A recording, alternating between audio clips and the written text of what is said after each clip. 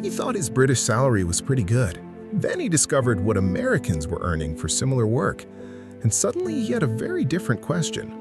Why can the exact same skills be worth tens of thousands more in America? And this isn't just about Silicon Valley. For some British workers, the difference is absolutely brutal. When I moved from London to the USA in 2020, my salary jumped up by $60,000 overnight. And when I tell my American friends that I was earning £27,000 a year in London, they just don't believe me. And yeah, I wasn't doing incredibly well, but for a graduate role at that time, in 2018, 2019, 2020, it also wasn't horrendous.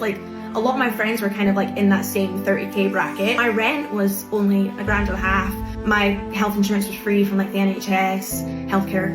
Food was pretty affordable. My work was paying really well towards my pension. When I moved to America for the same job, at a startup, they were basically here's 85K. I could not believe it. I was on Net-a-Porter, oh my God, here I come, new wardrobe. No. Because we had to live near the school my husband was going to, so we ended up paying $3.5, $4 a month for a one-bedroom apartment. It was tiny. We had to pay for our health insurance. No one was paying towards our pensions. Food was super expensive. I thought it was just post-COVID, but I think groceries just are a lot more here. So our quality of life was actually really similar, jumping from that £27,000 to, 85, which is mental. The salary shock. For years, Americans have heard that Europe has better work-life balance, more vacation, more protection, universal healthcare, and there's truth to that. But there's another side of the Atlantic that Europeans don't always see: the paycheck.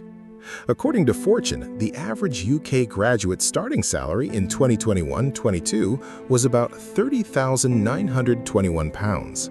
In the United States, the mean graduate starting salary was $58,862. That's not a perfect apples-to-apples comparison, but the gap is difficult to ignore. And here's where things get uncomfortable. Some UK graduates were perfectly happy with salaries approaching £50,000 until TikTok showed them Americans earning six figures. Maybe it's just tech. You might think, okay, that's America. Technology companies, Silicon Valley, huge corporations, obviously those people make more. Except, it doesn't stop there. Software developers are one thing, but then you look at nurses, and the comparison suddenly becomes much harder to dismiss. The competitor's reaction footage shows a British nurse discussing roughly £65,000 equivalent, while an American nurse reported earning around $167,000. Those individual reactions aren't representative of every nurse, but they reveal why the salary gap can feel so shocking on a personal level. Same profession, same patients, same exhausting shifts, same responsibility. Yet the American labor market can put a dramatically different price on the same experience. And that's when the British reaction changes from wow to wait, why? Then come the surprises. Because it's not only doctors and programmers. America can pay serious money for skilled trades, construction, aviation, and other professions where people might not expect six-figure opportunities. Electricians, pilots, construction managers, lawyers, doctors. The competitors' examples show exactly why this becomes such a powerful European comparison. The surprise isn't simply that a Silicon Valley engineer earns more. It's discovering that America can attach a very high financial value to scarce, difficult, or highly responsible skills. And there's a reason for that. Why does America pay more? America has an enormous domestic market, huge corporations, massive technology, finance, healthcare, energy, and defense industries, and employers competing for specialized talent. When 5 companies want the same skilled worker, the worker suddenly has something very valuable: leverage. The Fortune report even described American law firms expanding in London and offering newly qualified lawyers as much as £160,000, forcing British firms to raise their own compensation to compete. That's not just a salary difference, that's a bidding war. But here's the catch.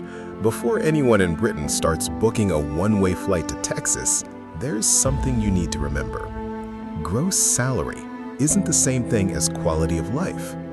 America can offer a much bigger paycheck, But Americans may also face higher out-of-pocket healthcare costs, childcare costs, housing costs in expensive markets, and fewer guaranteed vacation days.